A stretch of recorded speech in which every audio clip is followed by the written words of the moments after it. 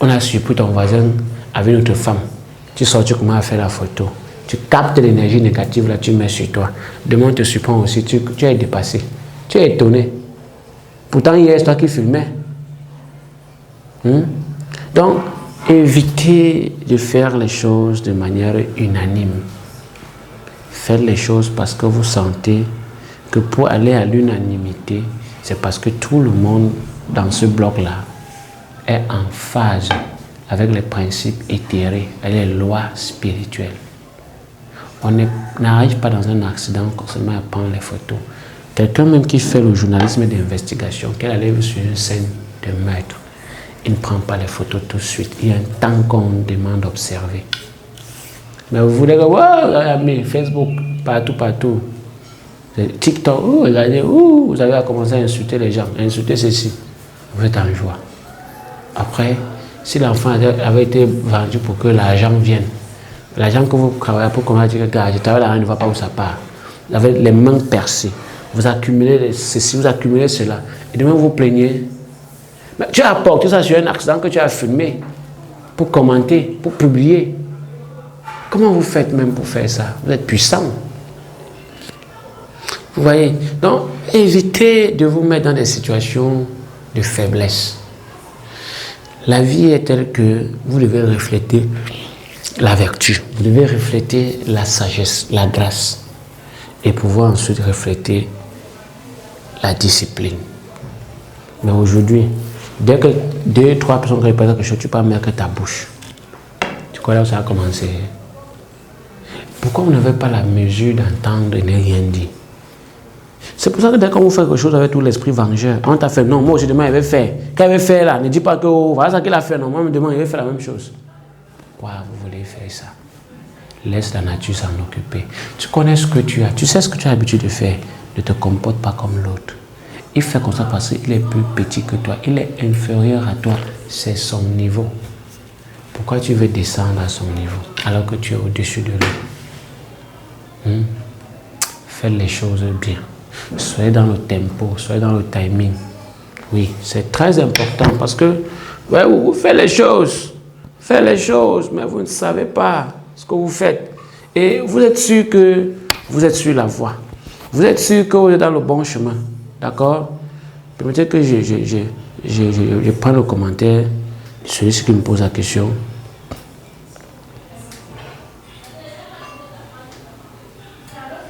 Donc, vous voyez, par exemple, cette femme qui écrit là, elle dit, je veux connaître ce qui se passe entre Marcelin et Stéphanie.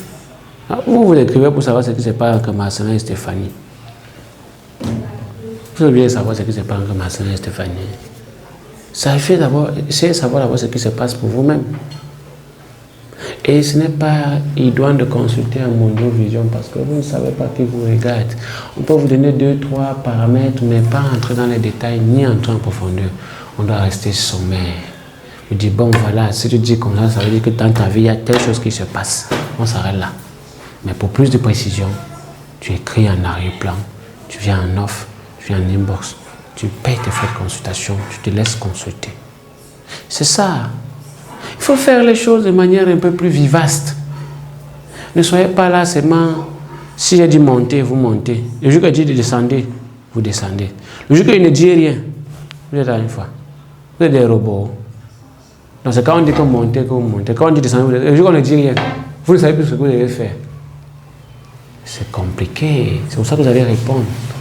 En fait, ce n'est pas compliqué, c'est parce que la plupart du temps, les gens ne veulent pas se démarquer d'eux-mêmes. Il est souvent préférable de faire avant de mal faire que de ne même pas faire. D'accord? C'est important que vous le compreniez. C'est important que vous le sachiez. Et je préfère vous dire ceci. Lorsque les ennemis ne viennent pas de l'intérieur, les ennemis de l'extérieur ne peuvent rien te faire, ne peuvent pas te vaincre. Une femme qui n'écoute pas son homme, une femme qui ne fait pas ce que son homme veut, qui fait ce qu'elle veut pour que ça plaise à son homme, ne va jamais se marier. Et même si elle est déjà mariée, elle ne sera jamais heureuse dans son foyer.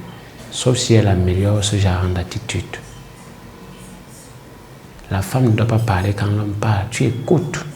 Même si ça t'énerve, tu écoutes. C'est comme ça. Et le culte de donner à votre homme sa place, son respect. Vous comprenez? C'est important.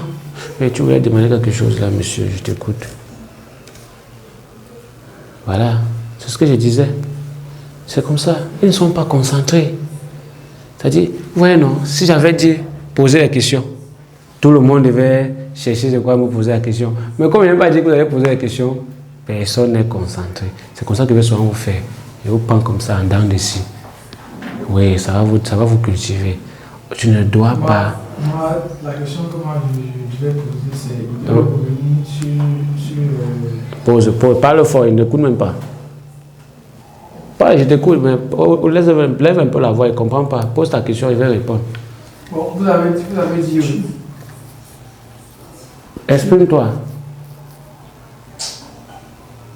Pose ta question. Tu as dit aujourd'hui que lorsqu'une femme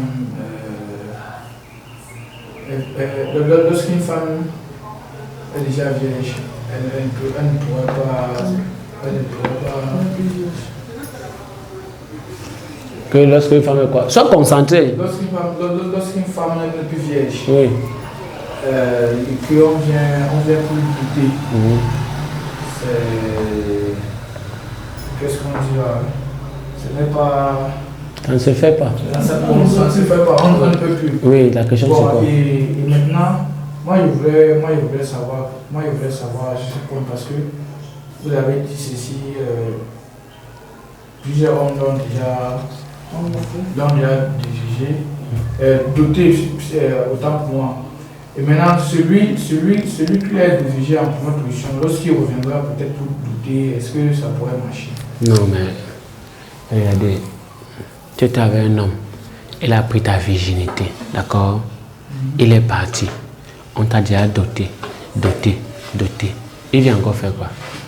Non, là-bas c'est au cas où il n'était pas peut-être dans la ville. Mais on t'a déjà doté, il vient encore pour faire quoi alors? Non, si on t'a doté et que personne n'est venu, c'est plusieurs hommes qui ont doté, non? Oui. C'est plusieurs hommes qui ont doté, mais ils ne sont jamais. Ils ont doté, mais ils n'ont pas. Non, pas quoi? Si on t'a doté, ça veut dire que tu vis sur un toit. Vous êtes séparés encore en cours de route. Non, mais 1, 2, 3, 4, 5, 6. Oui, mais. Elle ne vit chez personne. On a peut-être. Elle est gâtée, non? Tant que tu ne vois pas qu'elle est gâtée, la famille aussi est gâtée, non? Quand vous voyez un père qui est normal, sa fille, on a pris sa virginité, il prend la dot d'un autre homme. Vous croyez qu'il est encore normal? Les ancêtres d'abord le frappent. C'est pour ça que vous allez voir toutes ces femmes qu'on a adoptées une fois, 2 fois, 3 fois là, elles finissent toujours au four à la tête, non? En train d'être présidente du quartier, présidente des jeunes conseillers, des femmes conseillères du quartier, en train d'être présente dans vos choses là. Le matin dans les nuits de prière, à midi dans les nuits de prière. Une femme, si je veux reformuler ta question, tu voulais savoir si une femme qui a été déviégée par un monsieur et qui a connu d'autres hommes peut accepter cet homme s'il revient.